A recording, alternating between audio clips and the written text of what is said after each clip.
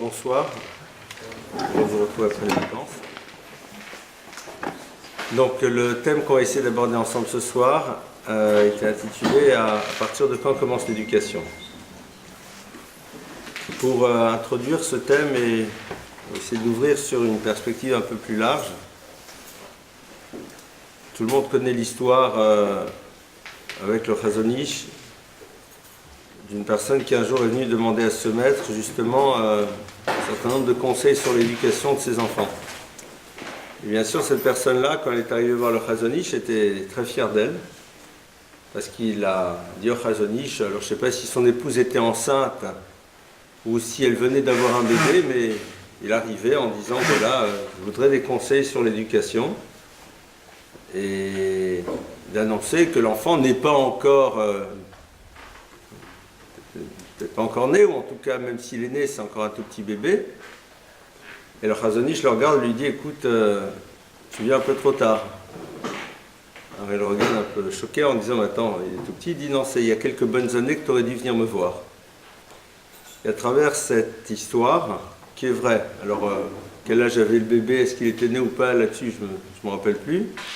À travers cette histoire qui est vraie, on nous renvoie à l'idée que la réflexion sur à quel moment commence l'éducation, évidemment, n'est pas liée à l'apparition de l'enfant et à sa présence, mais à un processus qui va bien en amont et qui commence déjà dans notre propre histoire.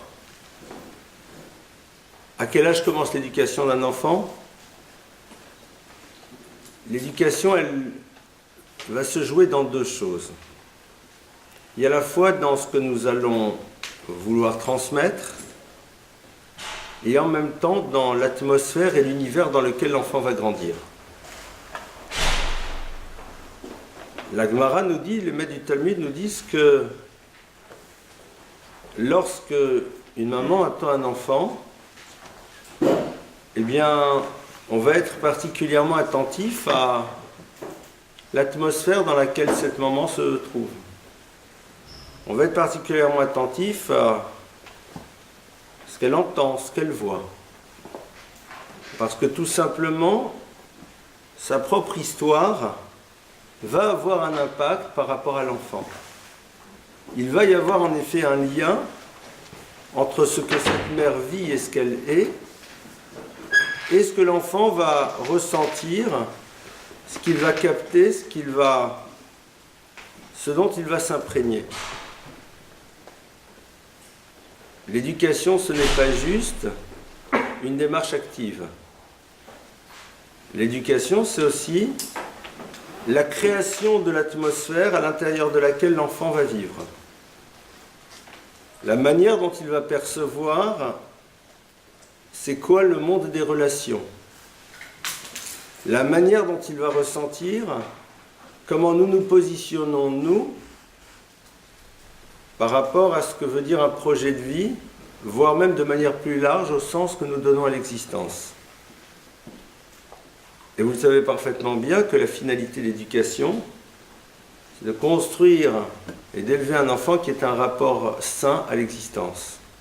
Sain S-A-I-N et sain S-A-I-N-T. Et que bien sûr, l'expression de ce rapport sain à l'existence va passer à travers un modèle de fonctionnement que l'on va voir. Mais c'est ce rapport qu'il va avoir à la vie, ce rapport qu'il va avoir avec l'autre, cette idée que la vie est porteuse de sens, c'est ça, au fond, que l'on va préparer bien en amont. Parce que c'est une atmosphère à l'intérieur de laquelle il va vivre. Je me rappelle d'une histoire d'un maître qui, malheureusement, avait un de ses enfants qui avait sombré dans la folie. Et cet enfant, donc, qui était jeune homme, voire même adulte, jeune adulte, était donc dans une institution. Et quand des personnes allaient rendre visite à ce jeune homme, qui était dans un autre monde, quelqu'un qui était d'une intelligence incroyable, et bon, la vie fait que parfois les choses sont un peu compliquées, eh bien, disait aux personnes qui lui rendaient visite, cet enfant, ce fou, entre guillemets, puisqu'on va l'appeler comme ça, même si j'aime pas le terme, il n'est pas comme les autres. C'est-à-dire qu'il avait été imprégné d'un certain nombre de valeurs, d'une certaine manière d'être, qui était perceptible même à l'intérieur de ce qu'on appellerait sa folie. Ça, c'est peut-être l'élément premier de l'éducation.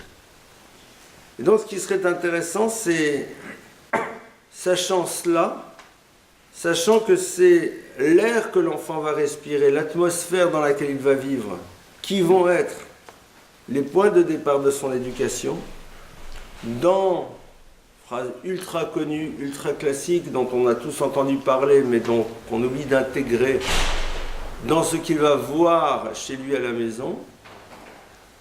Donc on comprend bien que l'histoire, elle commence d'abord chez nous. L'histoire, elle commence chez nous, dans la réflexion sur le rapport que nous avons au monde et aux choses, et sur la manière dont cet enfant va donc percevoir aussi son rapport au monde et aux choses. Comment est-ce qu'on élabore ça? Comment est-ce qu'on met ça en place? Peut-être que la première question à se poser, c'est de savoir est-ce qu'on se trouve soi-même équilibré.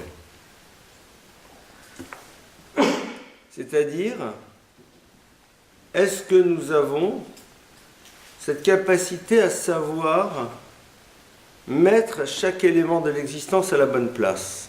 C'est quoi l'équilibre? L'équilibre, c'est savoir mettre en place une bonne répartition des forces. Lorsque l'on veut qu'une chose soit en équilibre, qu'elle tienne, on va faire en telle sorte que la répartition des forces, des énergies soit faite de manière correcte pour que les choses tiennent en équilibre. Quelqu'un de déséquilibré, c'est quelqu'un qui à un moment n'a pas réussi à répartir les forces de manière adéquate. Si je veux faire tenir quelque chose en équilibre, il faut que je réfléchisse au poids, à la longueur, à telle et telle chose, et où je mets quoi et comment pour que tout ça tienne. Attention, ça ne va pas tenir. Pourquoi? Tu as mis quelque chose de trop lourd à droite, donc tu vois bien que ça va à un moment bouger, et puis il suffit que, et tout va tomber par terre. Notre propre équilibre, c'est de savoir donc quelles sont les choses qui font partie de notre vie, et savoir chacune les mettre à leur place. Juste réflexion à se poser par rapport à soi-même. Est-ce que nous savons donner aux choses la place et l'importance qu'elles doivent avoir? Une famille équilibrée, des parents équilibrés, c'est des parents qui savent quelle est l'importance que l'on doit donner aux choses. C'est pas grave si tu n'as pas fini ton biberon. Par contre, c'est beaucoup plus ennuyeux si à un moment il se passe telle et telle chose. Ou alors exactement le contraire. C'est super important qu'ils finissent ces haricots verts. Est-ce que c'est vraiment si important que ça? Et si oui, pourquoi c'est important? Parce que je te les ai préparés, et comme je les ai préparés, alors tu te dois de terminer ce que j'ai préparé pour toi? Pourquoi? Question. Dans un monde dans lequel parfois on va dire non. Mais pourquoi je dis non? Pourquoi non? Pourquoi non? Ai-je une réelle raison qui justifie le non? Si je n'ai pas de vraie raison, alors pourquoi je dis non? Le monde de l'équilibre, c'est le monde dans lequel on va d'abord, nous, en tant qu'adultes, se poser la question, est-ce que nous avons une vision plus ou moins claire des priorités de l'existence à travers la manière dont nous organisons notre propre vie, à la manière dont nous-mêmes nous savons organiser notre vie. C'est ça qui va être très intéressant à voir. Parce que c'est ça que l'enfant va vivre ou va percevoir. Et ça va être ça, sa première éducation. Celle qui n'est pas encore dans le verbe, celle qui n'est pas encore dans l'impératif, celle qui n'est pas encore dans les stratégies pédagogiques dans lesquelles on va leur apprendre à travailler, à faire telle et telle chose. À travers l'atmosphère dans laquelle ils vivent dans le cadre familial et le monde qu'ils fréquentent. C'est ça, au fond, le point de départ. Et ça se choisit bien sûr bien en amont. Dans le regard que le couple porte sur la manière dont il veut organiser sa cellule familiale. Sur les choses qui ne doivent pas être et les choses qui doivent être. Sur l'atmosphère qu'il va respirer. Sur la perception qu'il aura de... Je le redis à nouveau, ce que je dis, je viens de le dire, mais je le redis à nouveau. Sur la perception qu'il aura de la manière dont on est dans la relation à l'autre et dans la relation à Dieu. À partir de cela, il y aura une seconde phase qui sera la démarche éducative technique, de lui apprendre d'abord ultra techniquement comment on mange, comment on boit, comment on s'habille, comment on fait des efforts, etc., etc. Mais tout ça s'inscrit d'abord sur la manière dont lui-même va percevoir la relation que nous avons à l'existence. Donc interrogeons-nous nous-mêmes sur la manière et comment nous percevons la relation à l'existence. Ce qui va être fondamental dans l'éducation, c'est quoi? C'est que l'enfant sache qu'à un moment, il a besoin d'une référence. L'échec, c'est lorsque l'on devient soi-même sa propre référence. Parce que lorsque l'on devient sa propre référence, eh bien, nos modèles de fonctionnement sont déterminés avant tout par nos désirs et notre intérêt personnel. Est-ce qu'on est prêt à un moment à accepter l'idée qu'il y a une référence et que c'est par rapport à cette référence que l'on va organiser notre vie? Est-ce que l'enfant va le vivre? Est-ce qu'il va le percevoir? Et ici, en tant que juif, est-ce que je vais avoir une TVA, c'est-à-dire une Torah en valeur ajoutée, mais qui ne sera pas nécessairement ma référence? Et je vais vous dire pourquoi. On va, si vous le voulez, partir sur un petit sentier, y aller se promener dans un texte dont a priori vous ne verrez pas du tout le rapport avec le sujet. D'accord? Donc, on a compris les choses, est-ce qu'on a posé? Maintenant, allez, on ouvre une porte et on va aller se promener.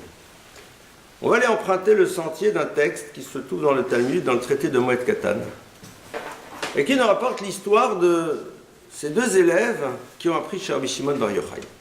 Rabbi Shimon Bar Yochai, grand maître. Et Rabbi Shimon Bar Yochai apprend avec eux, la Gemara nous dit là-bas, l'univers des vœux, comment ça fonctionne les vœux. Et puis un jour, cette étude se termine, enfin une étude ne se termine jamais, mais en tout cas, ça se termine pour eux. Et donc, ils vont saluer leur maître. Et le Talmud nous dit que le soir, donc, ils viennent saluer leur maître, puisqu'ils vont repartir. Mais, à cette époque, il faut croire que les gens ne voyageaient pas la nuit. Ils passent la nuit dans la ville, et le lendemain, avant de repartir, vont voir à nouveau leur maître, et lui disent au revoir. Et ce maître, bien sûr, à ce moment-là, les regarde, il nous prie de m'excuser, et leur dit, mais je ne comprends pas, hier soir, vous m'avez bien dit au revoir. Hier soir, vous m'avez déjà salué. Qu'est-ce que vous êtes venu me saluer maintenant? D'accord? Et eux le regardent, étonnés, en disant, mais je ne comprends pas, est-ce que tu ne nous as pas appris toi-même que lorsqu'un élève quitte son maître, passe la nuit en ville, et le lendemain va partir, il doit venir le saluer à nouveau? Et d'ailleurs, c'était un enseignement que tu avais extrait de 2 versets, avec une histoire avec Shlomo Ameler. Première chose qui est très intéressante, Rabbi Shimon Bar Yochai ne se souviendrait-il pas de son enseignement? Bizarre. Mais le texte continue et nous dit que quand il lui dit cette phrase, qui somme toute est extrêmement banale, il dit à son fils, viens par ici. Il désigne ses 2 élèves et il dit Anshetsura-nino. Ce sont des gens qui ont une vraie stature. Et Rachid d'expliquer Chachamim, ce sont des sages. Zil va et demande-leur une bénédiction. Qu'est-ce que c'est ce texte en train de me raconter? Qu'est-ce qu'il me raconte? Parce qu'ils ont à un moment salué leur maître comme la loi le propose, brusquement ils deviennent des gens chachamim, à qui il faut demander des bénédictions. Il a fait le birkat Amazon après avoir mangé du pain. Extraordinaire, mais si c'est comme ça que ça doit être. Il y a ici une idée qui est fondamentale. Il y a dans la vie ce qu'on appelle la loi. La loi, c'est ce que l'on me dit de faire au quotidien dans l'univers de la religion. C'est-à-dire, tu mets les téphilines, tu fais ceci, tu fais cela, tu ne fais pas ceci, tu ne fais pas cela. Mais la Torah consacre une très très grande partie du texte, aussi bien la loi orale que la loi écrite, à me raconter des histoires. Regardez, toute l'histoire de la Genèse, de Bereshit, si on réfléchit, c'est sympa. Pourquoi on me raconte tout ça? Pourquoi on me raconte tout ça? Et Abraham, et Yitzhak, et ils ont fait, et ils ont été, etc. Il s'est passé. C'est besoin de raconter toutes ces histoires. Pourquoi tu as besoin de me raconter des histoires? Rabbi Shimon Bar Yochai, il est ici en train de vouloir, j'ai envie de dire presque détecter ce qui est à l'origine du comportement.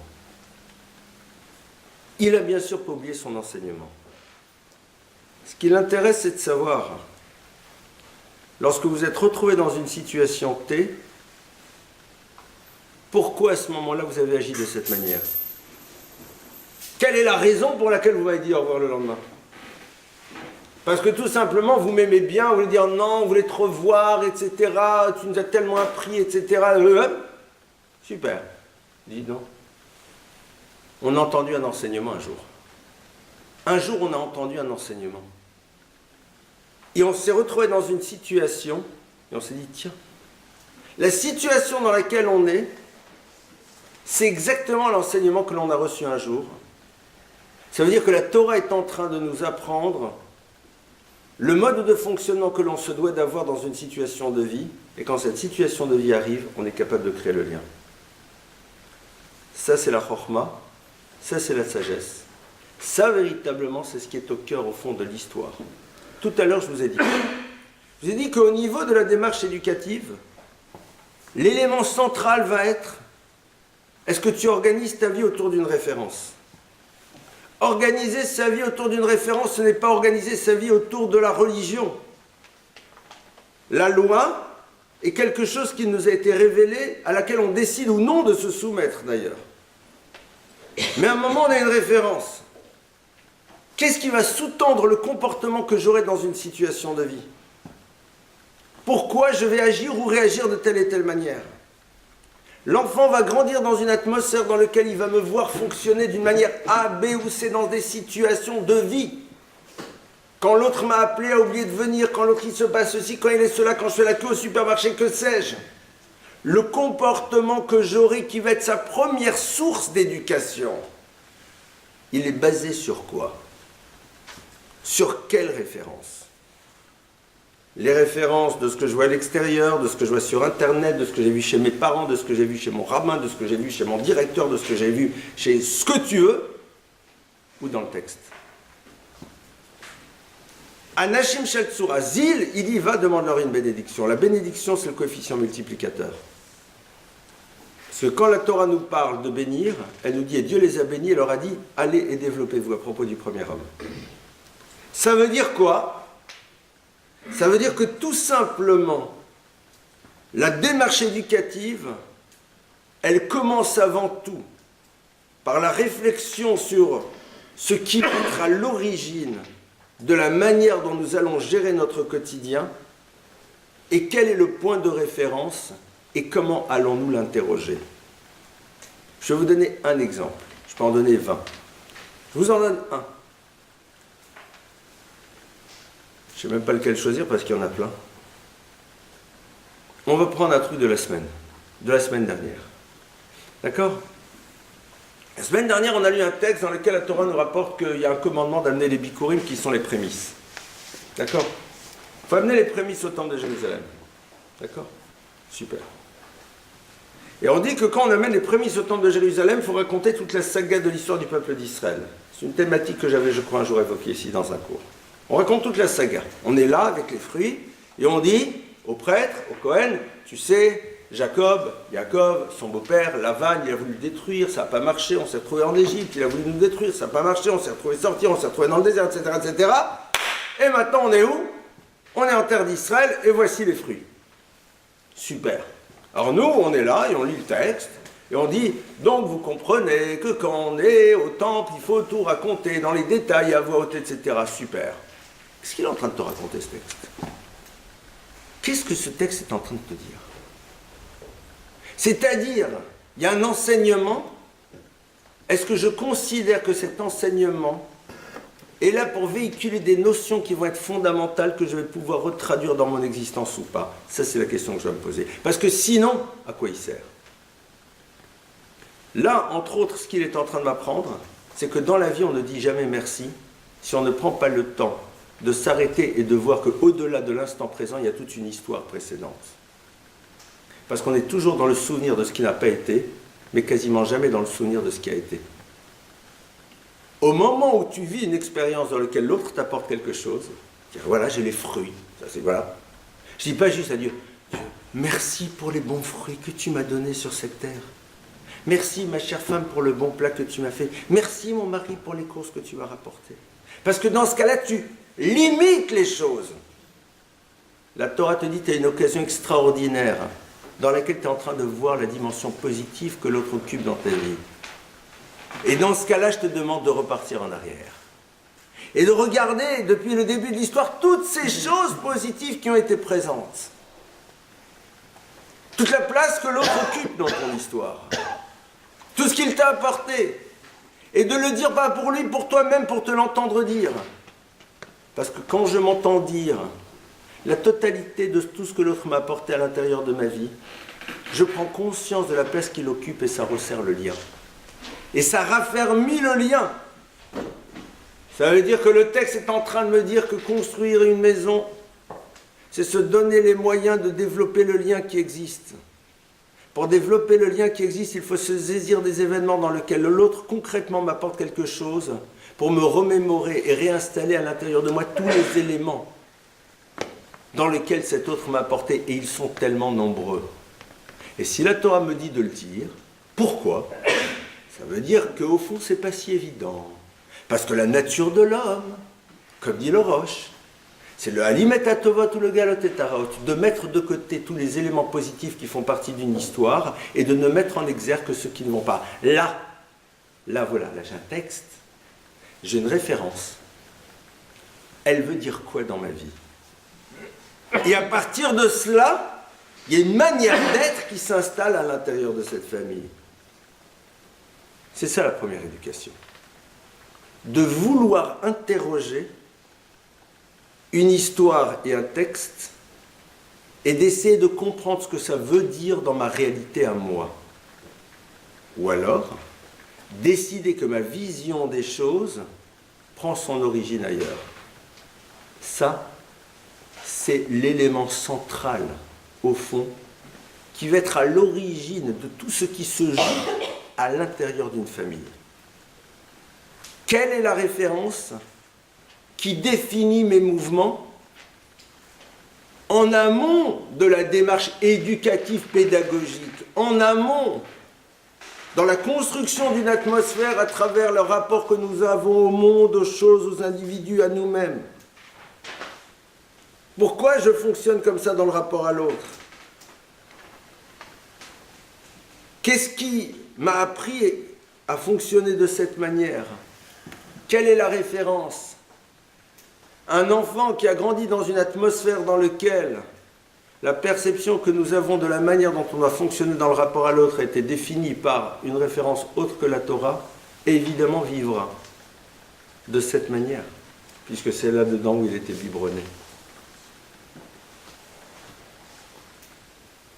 Et là-dessus, il y a un sacré travail.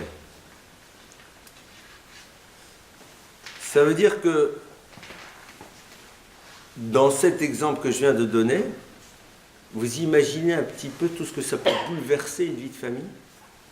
Parce que derrière cette histoire, c'est l'enjeu du lien et de la manière dont on le raffermit, la manière dont on le construit, la manière dont on le renforce, la manière dont on fait en telle sorte qu'il soit indestructible. Ça veut dire que ça va même déterminer notre manière de voir notre enfant. D'un enfant vis-à-vis duquel j'ose espérer qu'un enseignant ne nous dira pas un jour, mais dites-moi, il a peut-être aussi des qualités, votre enfant, vous ne pensez pas? Parce qu'un enfant va grandir dans une atmosphère dans laquelle on n'a pas appris à le faire chez nous, donc on n'arrivera pas à le voir chez lui. Donc la perception que l'on aura de lui passera à travers ses dysfonctionnements, et cet enfant s'en rendra compte.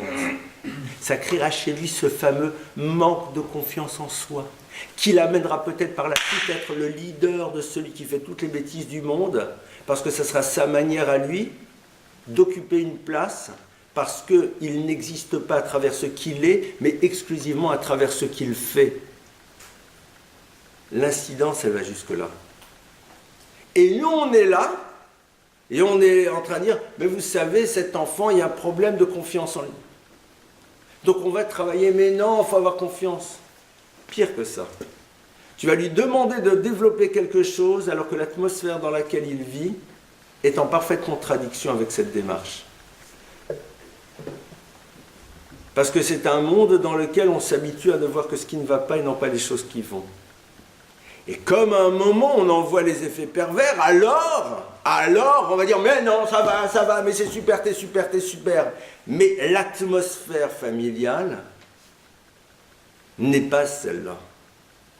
Et vous savez qu'une des choses les plus compliquées que les enfants vivent, c'est une parole qui au fond est en rupture avec ce qu'ils perçoivent de ce que nous ressentons profondément nous. Vous le savez parfaitement les parents. Et nous nous en rappelons, nous, en tant qu'enfants. Et dans le monde des relations, c'est une des choses qui nous bouleverse le plus. Je traduirai ça avec des termes différents. Une parole est inaudible lorsque les mots ne correspondent pas à l'univers du non-verbal, qui est l'expression réelle de ce que nous pensons. Parce que vous savez très bien que l'immense majorité du message passe à travers ce que j'appellerais l'univers du non-verbal. Ce que j'exprime dans ma manière d'être, même dans ma manière de me positionner au moment où je parle, c'est ça qui est l'expression de ce que je pense. Je peux vous donner l'exemple le plus classique de quelqu'un qui vous regarde et qui dit « Ah, qu'est-ce que je suis content de vous voir, c'est super, vraiment, c'est génial. » Les mots sont beaux. La posture que j'ai est en contradiction totale et absolue avec les mots que je dis. Quelque part, non seulement mes mots ne portent pas, mais je deviens quelqu'un qui n'est plus crédible. Et après, on va dire, démarche pédagogique, éducation, manuel, à droite, à gauche et tout. C'est pas possible. Ce n'est pas possible. Ça ne marchera pas. Au passage, c'est une des raisons pour laquelle le maître mot, je pense, de cette démarche doit être recherche d'authenticité. C'est ce que recherchent d'ailleurs tous les enfants. C'est ce que recherchent aussi tous les jeunes.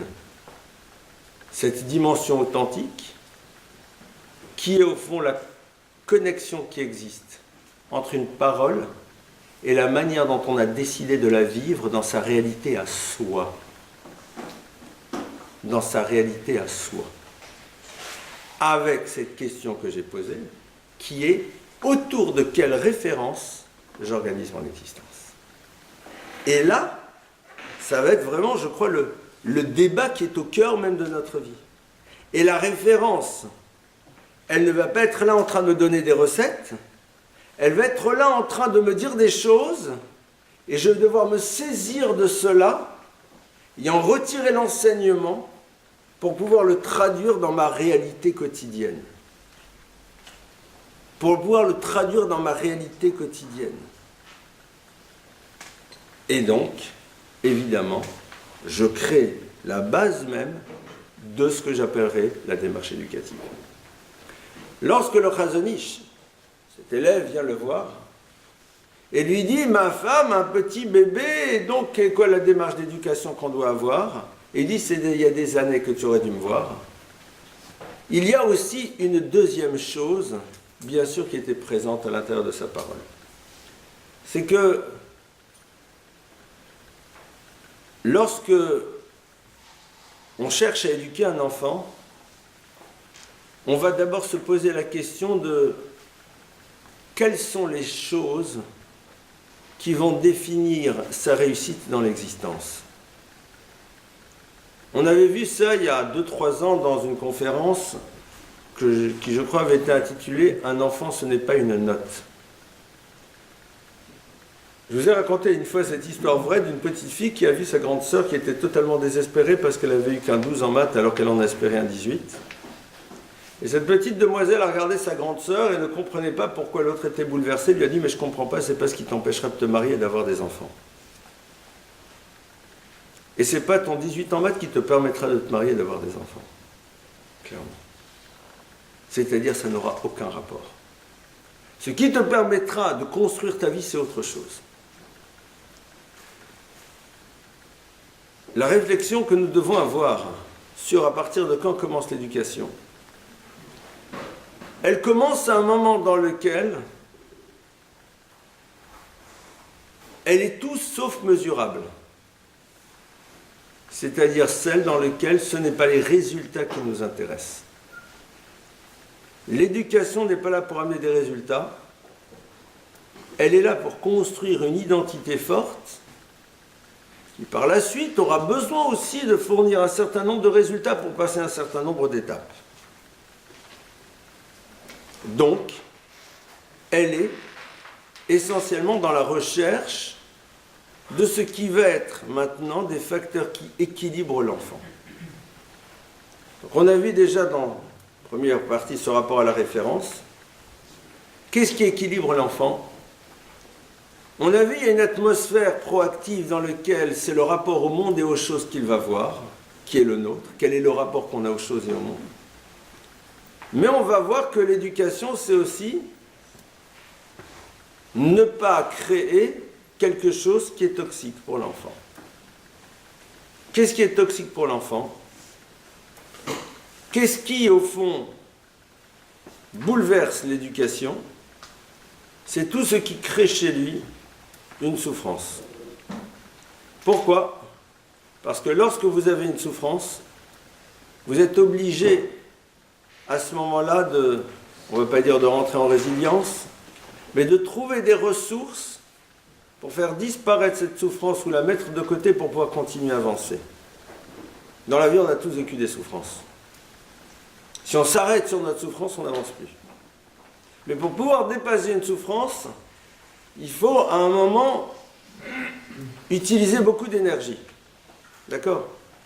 Cette énergie-là, elle est entre guillemets gâchée, parce qu'on a dû l'utiliser par rapport à une chose qui normalement n'était pas censée véritablement faire partie du programme de notre vie. Ah, vous allez dire que dans toute vie il y a souffrance, d'accord, mais ce n'est pas une obligation de les créer. Ce n'est pas une obligation de les créer. C'est-à-dire, laisser à l'enfant la majeure partie de ses énergies pour pouvoir construire, c'est au fond ne pas créer chez lui des situations qui l'obligeront à utiliser ses énergies pour dépasser la souffrance que nous-mêmes nous aurons construite. Qu'est-ce qui nous fait souffrir ? Qu'est-ce qui nous fait souffrir en premier lieu ? Ce qui va faire souffrir l'enfant en premier lieu, c'est la confrontation qu'il aura au dysfonctionnement parental, qui va s'exprimer à travers, et vous en doutiez que j'allais y arriver aussi, à travers les midotes qui seront les leurs dans le quotidien. Un enfant est capable de gérer des parents qui se disputent. Il est capable. Un enfant est capable de gérer une maman dure. Un maman est capable de gérer un papa qui s'énerve. Un enfant est capable de gérer plein de choses. Mais pour cela, il doit utiliser toutes sortes de ressources. Et au-delà des ressources qu'il est obligé d'utiliser pour gérer, il va avoir une partie maintenant de son identité qui était nourrie par quelque chose qui est toxique et qui restera un certain temps, et sur lequel il devra faire un travail par la suite, et dans lequel maintenant il a une difficulté, c'est qu'il va être obligé d'être à l'écoute d'un parent qui par ailleurs a été toxique dans un autre univers. C'est un peu compliqué quand même comme équation. Et malheureusement on le fait tous. On le fait tous parce que pour nous on a limité l'éducation, il doit bien se tenir, il ne doit pas se disputer avec ses frères et sœurs, il doit être gentil, il doit bien travailler à l'école, il doit débarrasser et à un moment plus tard, etc. Donc comme on a besoin de voir des résultats, donc on va se focaliser là-dessus et on oubliera que par ailleurs, on peut avoir un modèle de comportement qui est totalement toxique et qui nous empêchera de permettre à cet enfant d'accéder à la plénitude de lui-même. Et ça demande de faire quoi? Un travail par rapport à nous. Un travail au niveau de nos midotes. Parce que l'expression négative de nos midotes générera chez nos enfants des traces et qu'on le veuille ou pas, il devra à un moment trouver une solution pour pouvoir s'en extraire. Il n'aura pas le choix. Là, c'est à chacun d'entre nous de se mettre face à lui-même et de s'observer. Et ce n'est pas parce que nos dysfonctionnements ne semblent pas générer une problématique immédiate que pour autant, ils ne font pas rentrer en l'enfant quelque chose qui s'appelle un univers de difficulté. Alors vous allez dire, attendez, mais nul n'est parfait, vous avez raison. Mais on a quand même le droit de tendre vers la perfection. On a quand même le droit d'être dans une dynamique qui va vers ça. On a quand même le droit de se dire, mais mon travail, il est là. Mon travail, il est là. Souvent, ce qui se passe, c'est que les couples arrivent à s'organiser dans leur dysfonctionnement relationnel. Ils arrivent, ils s'organisent. On sait comment l'autre réagit, on sait comment il fonctionne, j'ai l'habitude, je gère et je dépasse et c'est pas grave, etc. Super. Mais concrètement, madame va dire ou monsieur va dire, moi de toute façon, moi j'ai l'habitude, l'autre peut crier, c'est pas grave, je réagis pas, etc. Mais l'autre crie. Et les enfants, ils entendent les cris. Ah, moi j'ai l'habitude, de toute façon, mon mari ne m'écoute pas, etc. de toute façon. Mais l'enfant voit l'indifférence. Il la respire. Il la ressent. Elle est là. Et ça le bouleverse. Et ça le touche. Qu'on le veuille ou pas. Même nous, en tant qu'adultes, quand on est dans une ambiance familiale dans laquelle il y a des dysfonctionnements, et même si ce n'est pas notre famille, on ressort, on n'est pas à l'aise. On n'est pas à l'aise. On est obligé d'utiliser des ressources pour pouvoir se retrouver avec soi-même. Vous êtes dans une réunion dans laquelle les gens réagissent mal les uns par rapport aux autres, et vous-même, vous n'êtes que spectateur. Ça vous impacte, ça laisse des traces. Vous êtes obligé de faire un travail de lavage intérieur pour pouvoir vous repropulser dans quelque chose. Au contraire, quand vous arrivez dans une atmosphère sereine, calme, souriante, positive, dans laquelle véritablement il y a quelque chose qui est du domaine des midot tovot, mais dans sa dimension bien réelle, vous ressortez avec un accélérateur de développement. On est bien d'accord, on l'a tous vécu ça. Alors comment vous voulez que nos enfants, eux, ne fassent pas partie de ce système? Ils en font partie. Mais eux, c'est pas grave. Ce qu'il faut, c'est qu'on les dresse bien. On va bien les dresser. Ils diront merci à la madame, ils ne se disputeront pas, ils travailleront bien, ils rendront de bonnes notes, etc., etc. Mais qu'en est-il de leur équilibre intérieur? Vous le savez parfaitement. On peut être bac plus 15 et être en vrac à l'intérieur. En vrac. En vrac. Et le temps qu'il faut pour se retrouver avec soi-même, il est parfois long. Est-ce que c'est le diplôme? Est-ce qu'on se marie avec un diplôme? Est-ce que c'est celui-là qui créera une atmosphère paisible et sereine dans une famille? Non, on le sait. Mais on oublie d'en tirer les conséquences dans la réalité de notre vie. Ça, c'est... Alors après, chacun d'entre nous trouve ses systèmes, non, même pas mal, mais c'est pas grave. Ouais, parce qu'on trouve tous nos résiliences, on trouve tous les systèmes pour malgré tout. Il y a encore heureux et on a cette force incroyable. Et on a cette force incroyable. Est-ce que vous pensez qu'un enfant à qui on n'a pas donné de l'amour et du sourire, nécessairement se retrouvera en prison? Non. Évidemment. Il trouvera des systèmes pour récupérer ça, etc. Il arrivera. Mais si nous-mêmes, nous avons fait ce travail de lui donner tout ce dont il a besoin au niveau émotionnel, c'est un accélérateur de développement incroyable qui lui permettra par la suite de donner la plénitude de lui-même et surtout de retraduire ça au niveau de nos petits-enfants. Parce que rappelez-vous que cette atmosphère que vous construisez par rapport à vos enfants, vous construisez déjà ce qui se passera chez vos petits-enfants. C'est ça qui va. C'est le transgénérationnel, il est là aussi. Le transgénérationnel, il est là. Et c'est ce point-là, sans doute, qui est le plus complexe.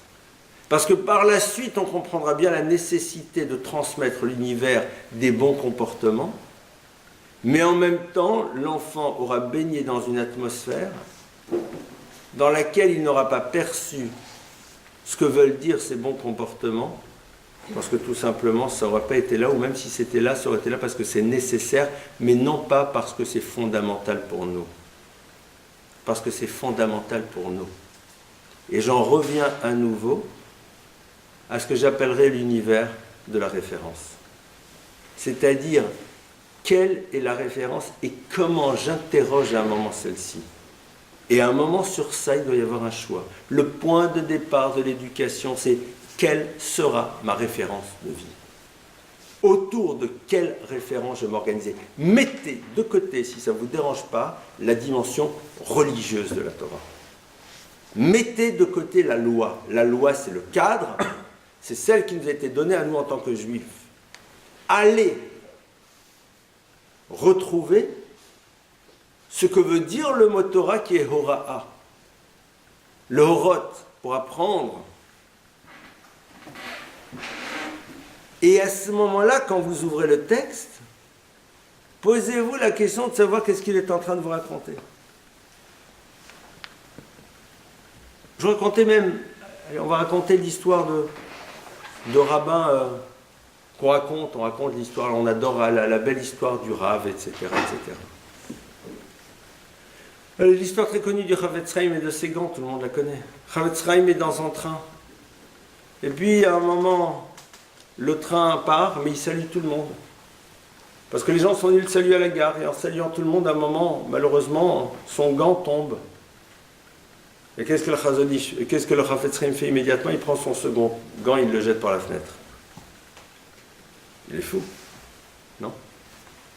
Un gant ne me servira pas. Le gant qui est dehors, je ne pourrai pas le récupérer. La personne qui trouvera un gant dehors, ça ne lui servira pas. Alors, autant qu'il est deuxième. Comment on a un réflexe pareil? Comment on a un réflexe pareil? Comment un moment pareil, c'est la première chose à laquelle on pense. Ça, c'est le fruit d'une atmosphère que l'on a construite. Dans lequel on ne regarde pas en premier lieu soi-même, mais on regarde en permanence ce que l'on peut apporter à l'autre. C'est ça qui génère un réflexe pareil. Mais quand on raconte cette histoire, on doit se poser la question, est-ce que nous avons construit dans notre cellule familiale une atmosphère de ce type?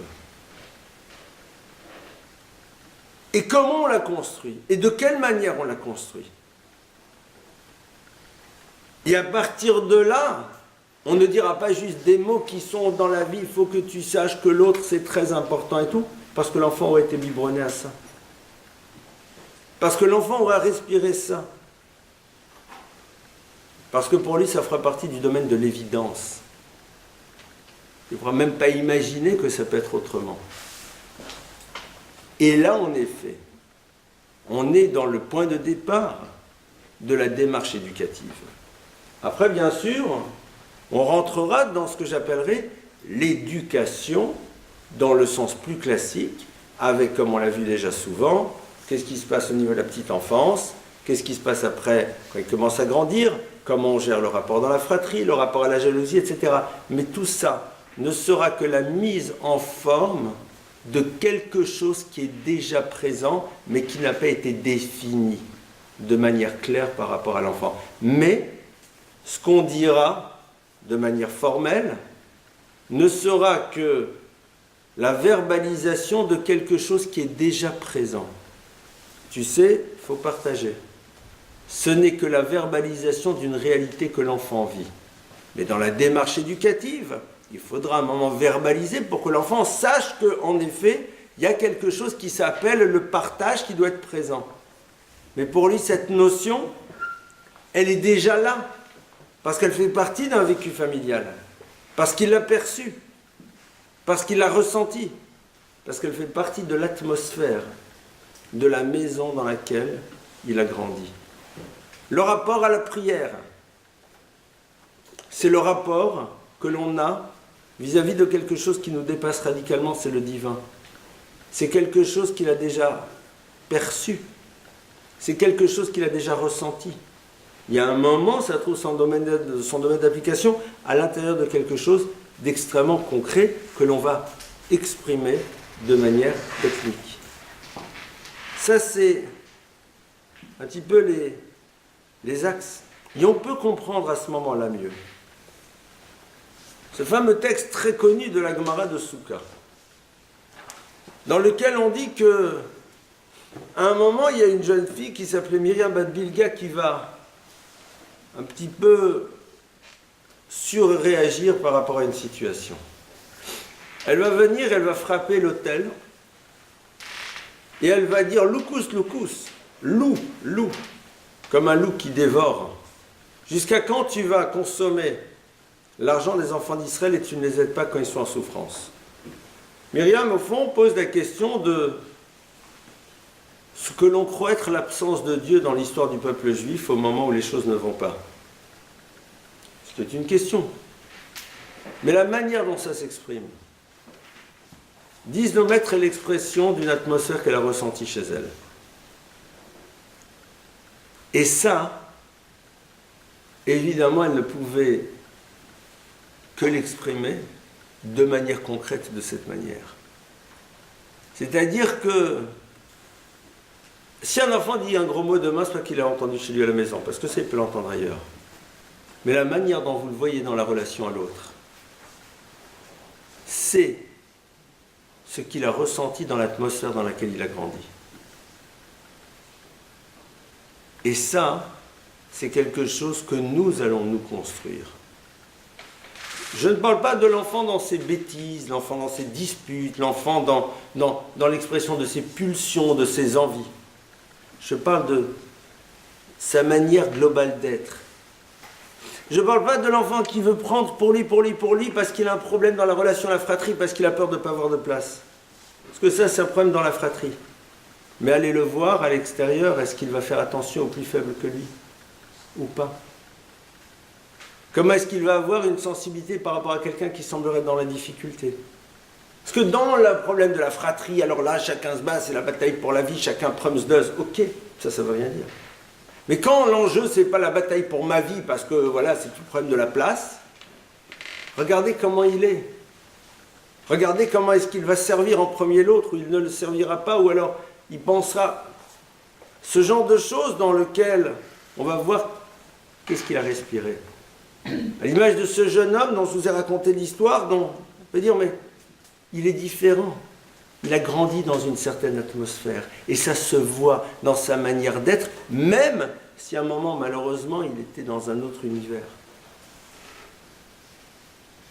Comment est-ce que cet enfant va réagir lorsqu'il va voir quelqu'un qui est dans la souffrance? Comment est-ce qu'il va s'approcher de l'enfant qui est tombé? Que sais-je? Comment il va être proactif pour aider, pour donner un coup de main, pour faire des choses juste pour les autres, parce que il en retire rien, mais c'est dans cette atmosphère-là qu'il a grandi. C'est là où véritablement on a été dans l'éducation. Parce que ça sera une constante dans son existence.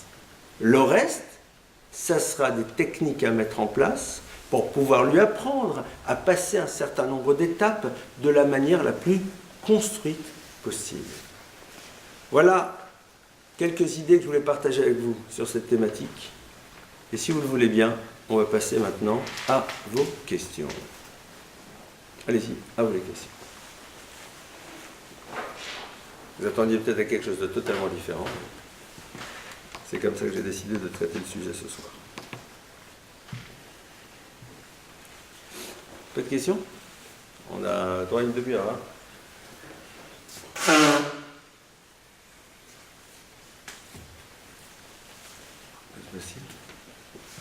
C'est bien la première fois.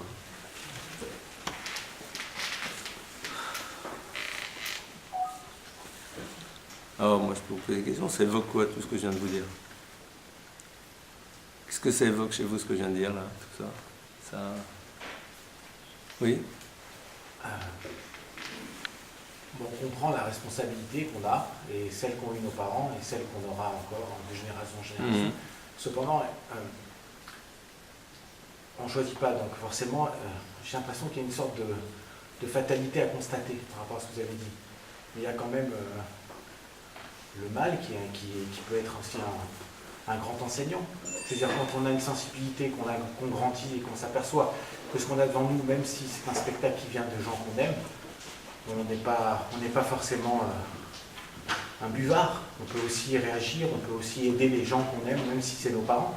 Parfois, c'est des situations qui sont compliquées. Vous avez dit une fois que la fille de tel personnage de la Bible avait dit à son père, papa, tu tues les garçons et les filles quand tu dis ça. Et on a vu que le papa a pu écouter sa fille et qu'il a repris le guet qu'il avait donné à sa femme. Il a pu. Donc, c'est-à-dire, bien évidemment, c'est le schéma idéal, mais cependant, chacun a son histoire et il peut aussi regarder sa vie positivement malgré les difficultés. Je suis bien d'accord. Je partage complètement votre point de vue. Mais, alors, vous avez posé d'abord une première problématique qui va bien au-delà de ce que vous venez de poser, à mon sens. C'est ce que j'appellerais la place du déterminisme lié aux événements qui ont façonné notre existence. Il y a des choses qu'on a vécues. Ils ont un impact, qu'on le veuille ou pas. L'enfant de parents qui ont été déportés à Auschwitz, il a grandi dans une atmosphère. Le problème, c'est quoi? C'est de savoir qu'est-ce que lui va pouvoir en faire. Ça, c'est en effet son espace de liberté. Et c'est là-dessus, en effet, chacun peut prendre les choses comme il le désire. Mais pour tout vous dire, c'est une question que je n'ai pas complètement réglée. C'est un problème que j'ai et qui n'est pas simple. Quand je vois par exemple des enfants qui vont naître dans des familles, pardonnez-moi l'expression, complètement explosées. Explosées. Il n'y a aucune forme de jugement. Ne jugeons jamais quelqu'un tant qu'on n'est pas dans sa situation. De pères qui sont dans des histoires de je ne sais trop quoi, d'embrouilles, de machins, de prison d'autres, de mamans qui sont complètement dans des autres univers, des petits oiseaux. Il y a un gamin qui débarque là-dedans. Pas simple, hein? Tout ce que je viens de raconter, c'est bien beau, mais je crois que pour moi, c'est pas simple. C'est-à-dire, je me dis, mais au fond, quelle est la responsabilité? Qu'est-ce qu'on peut imaginer? C'est là où je crois que ça nous pose un problème à nous, qui sommes confrontés de la place que nous-mêmes allons occuper dans l'histoire de ces enfants.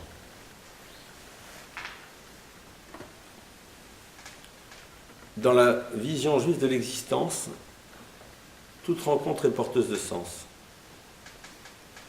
Dans la mesure où je me confronte à une situation de vie, d'un côté je dois en apprendre quelque chose, ça c'est un sujet, mais cette situation-là, elle doit créer chez moi une responsabilité, voire une action.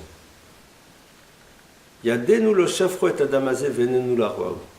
Quand on trouvait un mort entre deux villes, les anciens de la ville viennent et disent « C'est pas nous qui l'avons tué ». On espère bien. Traduction, on ne l'a pas vu, parce que si on l'avait vu et qu'on ne lui avait pas donné ce dont il avait besoin et qu'il était mort, on serait responsable. Lévinas développe longuement cette notion. Je traduirais ça de la manière suivante, c'est-à-dire que la présence de l'autre crée chez moi une responsabilité par rapport à lui. Dès le moment où je suis face à un autre, ça veut dire que j'ai une responsabilité. Cet enfant que tu croises, à ce moment-là, tu es peut-être toi celui qui va devenir son point de référence pour l'aider à se construire. Tu ne peux pas le savoir. Mais si tu l'as croisé, c'est qu'il y a une raison. Le problème à nous, c'est qu'on n'a pas une vision juive de l'existence. Enfin, j'ose espérer qu'on l'a, mais on n'arrive pas à le traduire. Mais pourquoi je l'ai rencontré? Pourquoi je l'ai croisé? Pourquoi je l'ai vu? Pourquoi on s'est vu? Qu'est-ce qui se joue maintenant? Goldman, il chante dans une de ses chansons. Je crois que la chanson, c'est Tourner les violons. À un moment, il dit la phrase suivante, il dit « Juste quelques mots et le trouble de toute une vie ». Alors là-bas, c'est dans la série du bonhomme qui dit quelques mots à une petite serveuse qui en est totalement ému et qui part dans d'autres univers, alors que lui, il les a dit, il pense, il est parti ailleurs. Cette phrase, la manière dont c'est formulé est très authentique, très vraie. C'est que quelque part, parfois, quelques mots. Lui, là-bas, ces quelques mots, c'est le trouble de toute une vie, dans le bon sens. Mais ça peut être la même chose pour nous. C'est super gentil. Ah, je t'ai vu tout à l'heure à tes extras. Juste quelques mots. Parce que si tu l'as vu et tu as constaté quelque chose, alors pourquoi tu ne lui as pas donné les moyens de... J'ai rencontré quelqu'un l'autre jour, dans des circonstances très lourdes, et qui m'a dit, il faut que je te dise quelque chose. Il y a 19 ans, il parlait de mon père Zichrono Livracha, dans des circonstances aussi très compliquées. Ton père était quelque part et il a dit quelques mots, qui ne m'étaient pas destinés, mais qui étaient comme une forme de préambule à ce qui allait me permettre de vivre, ce qui était pour lui une immense épreuve pendant 19 ans. Je ne rentrerai pas dans les détails. Il m'a dit, les mots que j'ai entendus m'ont porté pendant toute cette épreuve. Je pense que mon père Zichrono Livracha ne l'a jamais su. Mais quelque part, à un moment, face à une situation, il a assumé ses responsabilités, il a dit ce qu'il devait dire. À lui. Mais en vérité, en les disant à lui, il était en train d'aider à construire l'autre. Ça, cette notion-là, c'est toute l'histoire du clan Israël. La notion de Kol Israël Arevim, elle se situe là. Elle se situe sur le fait que, oui, en effet, pour des raisons qui vont nous dépasser ou qu'on peut comprendre ou pas, il y a des enfants, il y a des trucs qui vont naître dans une atmosphère A, B ou C. Si je le rencontre, pourquoi je l'ai rencontré? Si j'ai rencontré cette personne, pourquoi je l'ai rencontré? Arrêtons de limiter l'investissement à une réponse vis-à-vis d'une demande formulée par rapport à un besoin déterminé. On n'est pas là pour répondre à des questions par rapport à des besoins déterminés. Parce que ça, c'est normal. C'est du derech eretz. C'est du savoir-vivre basique. L'autre te demande, ça veut dire que tu peux répondre. Alors évidemment que tu réponds. Or nous, on se limite à ça. Pourquoi j'ai croisé telle personne? Quand on nous dit qu'est-ce qu'on dit? On dit accueille tout individu avec un visage ouvert. Qu'est-ce que ça veut dire? Juste en train de te dire dans la vie, il faut être sympa. Cool, sympa. Visage ouvert, souriant. Qu'est-ce qui a marqué Ha-Adam. Reçoit tout le homme. Ha-Adam, le homme. Kol Adam. Reçoit l'intégralité de l'autre avec un visage ouvert. C'est-à-dire l'autre, voit-le dans sa globalité, non pas à travers le biais de sa spécificité qui parfois peut être son dysfonctionnement. Qu'est-ce qu'on est en train de me dire ici? C'est que quand tu te confrontes à l'autre, tu risques de voir parfois l'élément qui ne va pas chez lui. Apprends-lui à voir chez lui les éléments qui justifient ton sourire. Tu peux changer sa vie. tu peux changer sa vie. C'est exactement ce qu'on a dit. Ce qu'il leur a dit, mais pourquoi vous êtes venus me saluer? Mais il y a des versets, on a entendu un jour un enseignement, et on ne l'a pas gardé dans un univers spirituel ou technique. Elle dit, ah, vous savez faire ce lien? Chachamim, Anashim Shel Tzura, là il y a quelque chose. Ça, il faut le développer. Rabbi Shimon Bar Yochai.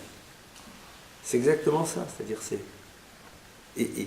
Et je crois que c'est la réponse, elle est là, parce que le pourquoi de son histoire, je ne le connais pas. Mais je dois me poser la question du pourquoi de ma présence dans son histoire. C'est ça qui m'intéresse. Les gens disent, mais pourquoi ça lui arrive? Mais pourquoi toi tu sais ce qui lui arrive? Pourquoi tu es au courant? Comment tu connais l'histoire? Qu'est-ce qui a fait que? D'après toi, pourquoi? Mais dans le sens premier, pourquoi? C'est comme les gens, ils viennent chez vous et disent, ouais, pourquoi les affaires ne marchent pas? Sûrement pour une raison. Mais pose-toi aussi une autre question. Et pourquoi les affaires marchent? Et pourquoi j'ai eu la chance d'avoir un grand appartement? Et pourquoi j'ai eu la chance de ça? Et pourquoi? Pourquoi? La question est intéressante, hein? Celle-là, on ne se la pose jamais. Ou très peu. Évidemment que ça a du sens. C'est là parce que j'ai, à ce moment-là, au niveau de l'économie du peuple d'Israël, et par extension au niveau de l'univers, quelque chose à faire réagir. La rencontre à l'autre doit être systématiquement source d'interrogation sur ce qu'elle est censée devoir produire. Et elle peut produire parfois juste à travers la manière dont la Torah me propose d'être dans un autre à qui je ne parlerai jamais, mais qui, dans mon attitude par rapport à lui, s'est peut-être senti exister différemment. Et qui, à travers cela, lui a donné les forces qui lui permettent dans sa propre vie de trouver les ressources pour se dépasser et s'extraire et s'arracher de ce que l'on croirait être un déterminisme, mais qui au fond n'en est pas un. Je veux dire, ça c'est ça au fond le clan d'Israël. C'est peut-être comme ça en tout cas que je comprends ce que la Torah a à nous dire. Ça va en vérité beaucoup plus loin. Si vous me permettez d'avancer un petit peu plus par rapport à votre question. On dit que quelqu'un qui se comporte mal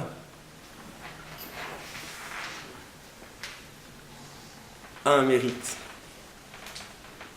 C'est qu'à travers son dysfonctionnement, il génère la prière du tzaddik pour lui, qui lorsqu'elle est écoutée, provoque un sentiment de reconnaissance extraordinaire du tzaddik par rapport au Créateur qui est à l'écoute de sa prière. Donc ce dysfonctionnement est à l'origine d'une prière qui elle-même renforce le lien que l'homme a avec son Créateur, donc ce dysfonctionnement a apporté quelque chose de positif dans le monde.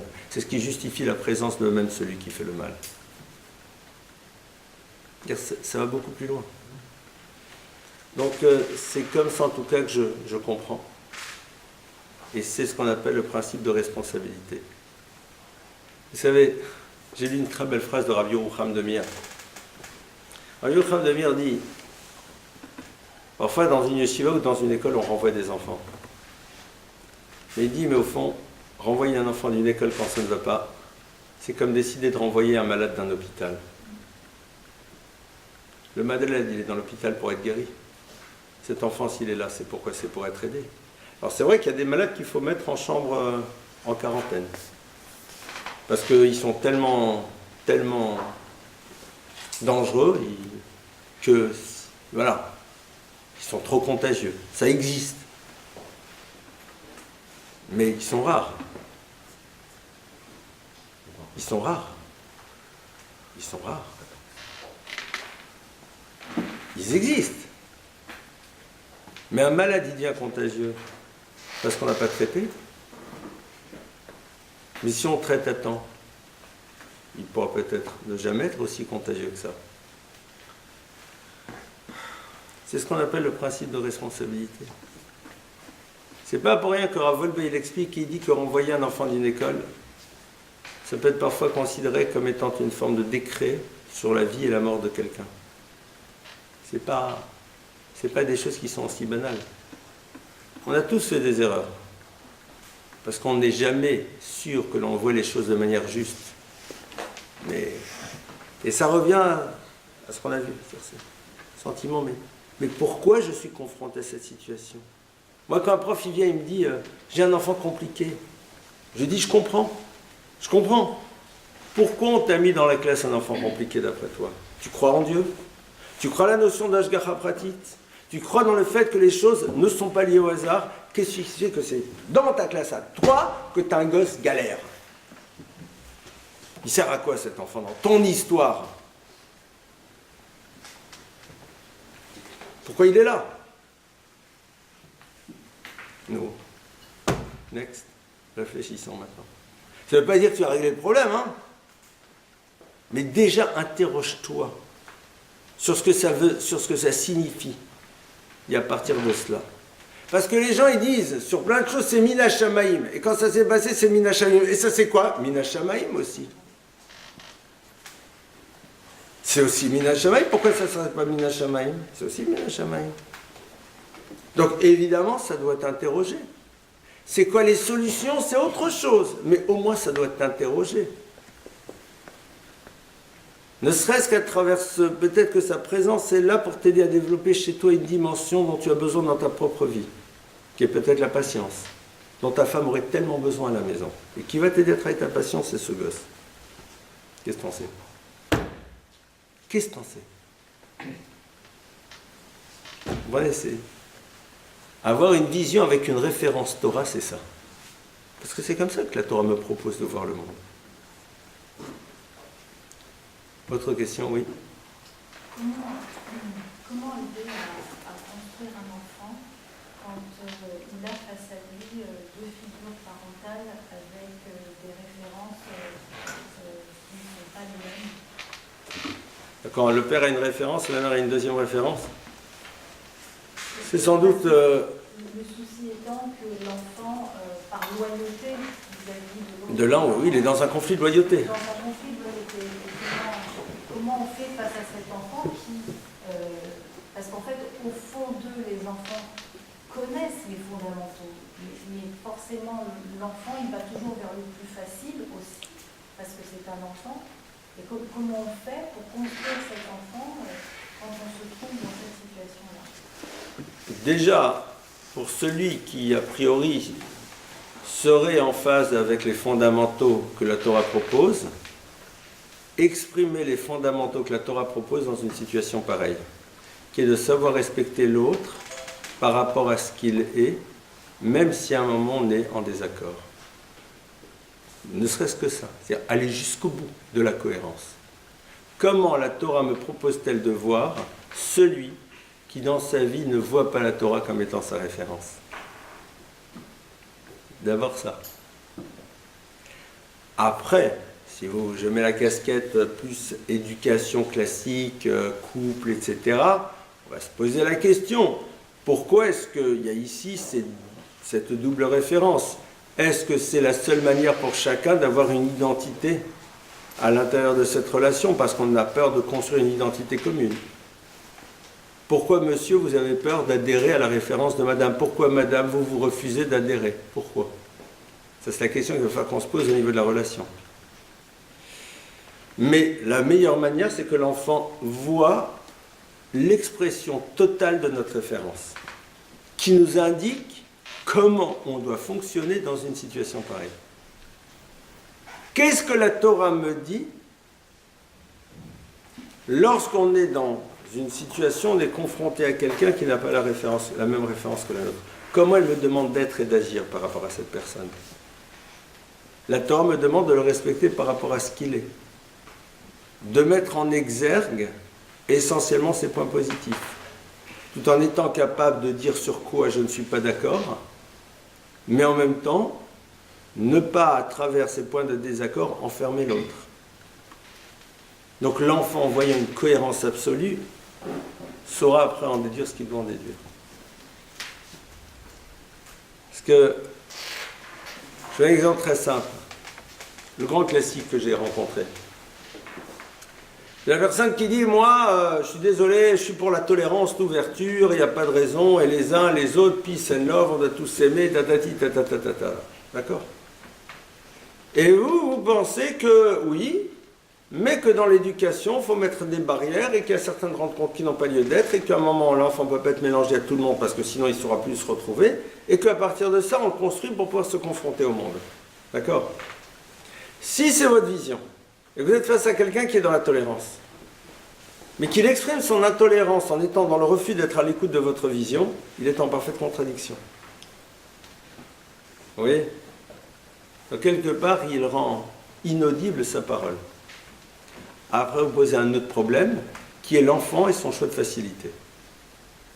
Ça, c'est malheureusement souvent ce que l'on voit, surtout dans les couples qui divorcent, dans lesquels l'un des deux choisit ce qui va être le plus attractif pour l'enfant, comme étant modèle de vie, pour pouvoir s'approprier l'enfant.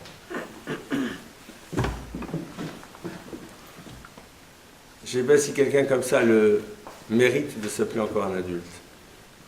Parce que quelque part, il est totalement centré sur lui-même et utilise les faiblesses de l'autre pour pouvoir s'apporter ce qu'il désire sans penser à ce qu'il va détruire chez l'autre au même moment. Et quand c'est ça qui se passe, qu'est-ce qu'on fait pour cet enfant qui est face à ça? On est constant dans notre propre démarche. C'est tout.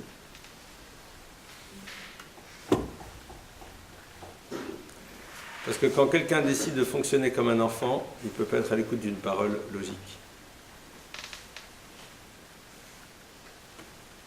C'est parce que l'enfant est avant tout centré sur lui-même. Mais ça, c'est un adulte centré sur lui-même, qui ne se préoccupe pas des méthodes qu'il utilise et de ce qu'elles vont détruire chez l'enfant. Donc l'enfant n'est qu'un instrument au service de sa propre histoire. En psychanalyse, on appelle ça la chosification de l'enfant. La chosification de l'enfant. La seule chose qu'on a à faire, à mon sens, quand je dis la chose qu'on a à faire, il y en a sûrement d'autres, c'est être dans une constance dans notre démarche. Parce que la constance, ça paye. Il y a deux choses qui sont fondamentales dans l'éducation, la constance et la création de la confiance. Quand l'enfant a confiance et qu'il voit qu'il a face à lui un parent qui est dans la constance, ça le construit. Autre question? Oui. Pour revenir à ce que vous disiez maintenant, des fois il y a des implications pratiques. Quand on a des parents qui sont en désaccord, on ne peut pas rester simplement quelque part passif et se dire finalement je reste dans ma démarche logique. Des fois il peut y avoir des implications pratiques et maintenant il faut décider quoi. Alors, là, de ce que j'ai compris, la question de madame, elle pose la question dans le cas où il y aurait rupture ou divorce. Si maintenant on est dans un cas dans lequel on est sous le même toit, d'accord? Et qu'en effet, ça reprend le thème qu'on avait vu une fois, deux parents, une même voix, VOIE ou VOIX. Dans ce cas-là, c'est juste les méthodes dans lesquelles à un moment on organise le choix qu'on doit faire. Ça, c'est des systèmes qu'on met en place dans le couple. Avec la stratégie de la patate chaude. Bon, alors on fait quoi? Tu veux oui, tu veux à droite, moi je veux à gauche. On fait quoi là? On ne peut pas aller à droite et à gauche. C'est pas Premsdose, c'est pas l'utilisation du rapport de force à mon avantage. C'est soit demander à un tiers, un troisième avis, soit organiser dans le couple la manière dont on prend une décision quand on n'est pas d'accord. Qu'est-ce qu'on fait quand on n'est pas d'accord? On ne sera évidemment pas d'accord dans un couple sur certaines choses. Et bien comprendre, comme on l'avait évoqué à l'époque, quel est l'enjeu du désaccord. Est-ce que l'enjeu c'est le sujet ou est-ce que l'enjeu c'est notre place? Vous vous rappelez, ça on avait longuement vu ça.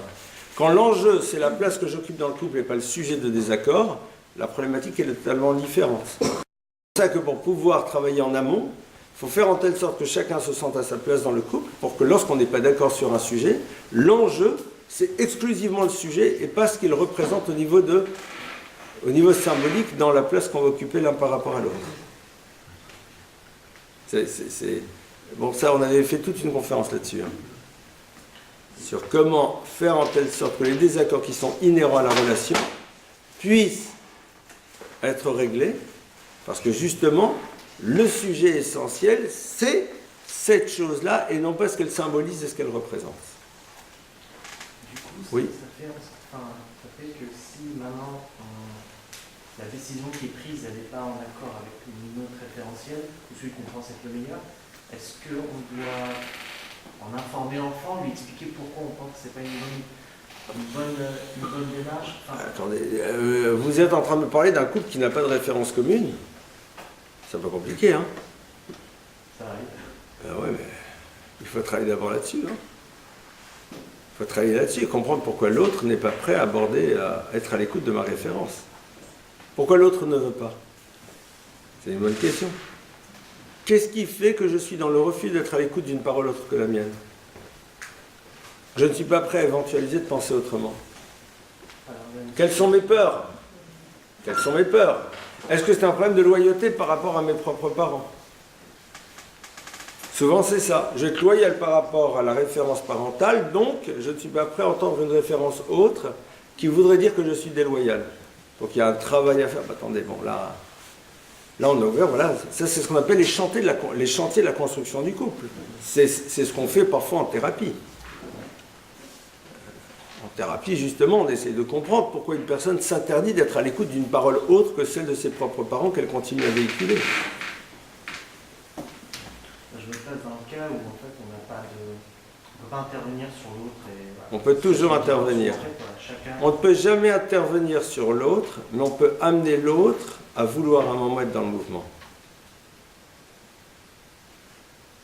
Sinon, c'est pas une relation. C'est bien chez moi, j'habite chez une copine. Une relation, c'est quand, en effet, on est lié. Donc mon mouvement peut générer un mouvement chez l'autre. La question est de savoir comment je crée le mouvement. Comment j'amène l'autre à imaginer qu'il y a un mouvement possible. Peut-être en lui exprimant ma propre souffrance, ma propre difficulté. Peut-être en lui posant le problème. À partir du moment où on a discuté et dit que... Mais parfois on ne sait pas comment discuter. L'autre il est au courant de... Pas toujours. Parfois on a parlé des faits et des pensées, mais pas des émotions. Parfois les émotions ne sont pas présentes. Est-ce qu'il n'y a pas un peu un chantage affectif par rapport à ça? Non. Vos émotions sont révélatrices de l'importance et de la valeur que peuvent avoir certaines choses à l'intérieur de votre vie. Donc quelque part, elles sont l'élément complémentaire qui permet à l'autre de mieux vous comprendre. Quand quelqu'un, si ma femme me dit « Écoute, moi tu sais, c'est important que tu m'écoutes », j'entends quelque chose. Si à un moment où elle me le dit, je la vois être bouleversée, je comprends tout ce que ça peut représenter pour elle. Donc évidemment, j'entends ça de manière différente. Parce qu'elle m'a donné un élément que j'ignorais. C'est l'importance que ça a à travers l'expression émotive qu'elle a eue au moment où elle me l'a dit. Parce que si je vous dis, bon, ça serait sympa si vous pouviez faire ça, je vous dis, vous ne pouvez pas vous imaginer comment ça me ferait plaisir. Là, c'est pas la même chose. C'est pas la même chose. Ouais, non, si vous voulez, ça me ferait plaisir. Vous ne pouvez pas vous imaginer. Vous me voyez complètement comme ça. Je viens de vous livrer une information, que cette chose-là, pour moi, donc vous allez l'intégrer. Et souvent, on ne veut pas livrer à l'autre l'élément essentiel, on se contente d'être juste dans le verbe.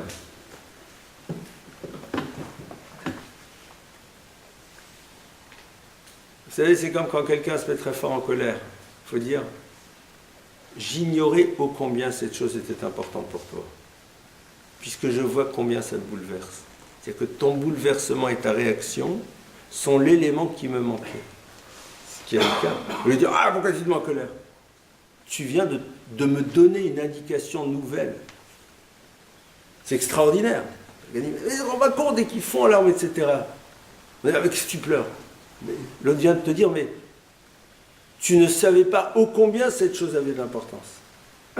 Et maintenant tu le sais parce que mes émotions traduisent l'importance de cette chose à l'intérieur de ma propre existence. Travailler sur l'expression de ces émotions, c'est au fond donner à l'autre des éléments dont il a besoin pour savoir mieux gérer les choses dans la relation. Parce que sinon, quelqu'un me dit, non, ma femme me dit, ou mon mari me dit, Bah, écoute, tu sais, si tu peux faire ça, ça serait super sympa. Bon, ok, c'est super sympa. Oui, je peux le faire, je peux pas le faire, je peux pas le faire. Tu vas pas t'imaginer comment ça me ferait plaisir. Tu as livré quelque chose de toi. Ou tu sais, quand tu fais ça, ça m'apporte énormément. Intéressant. Merci. Merci de m'avoir donné une indication. Et donc, à partir de cela, j'ai une nouvelle connaissance qui me permet de gérer autrement les choses. Voilà. Je ne pensais pas que c'était si important pour toi. Mais je te l'ai dit. Mais tu me l'as dit comme tu m'as donné la notice explicative de la construction du robot Major, machin. Il y a quelque chose d'essentiel qui n'était pas là. Donc je ne pouvais pas savoir, et ce qui est normal. Tout le non-verbal, d'ailleurs, est là pour justement mieux comprendre ce que veulent dire vraiment les mots que l'autre est en train de vous dire. Est-ce que vraiment ils ont une dimension forte ou au contraire très banale? Quand je dis banal, c'est pas péjoratif. Bon, parfois, il y a quelqu'un qui dit « Oh, c'est pas grave ». Mais dans toute son expression, c'est très grave. Et puis parfois, c'est pas grave, ça, vraiment, c'est pas grave, mais c'est le vrai pas grave, quoi. C'est les mêmes mots, mais avec des expressions qui veulent dire parfois exactement le contraire. Je vous remercie pour votre écoute et votre présence, et je vous souhaite Shana Tova, je vous souhaite tout ce que vous me souhaitez. Ça peut être tout bien. Amen, amen.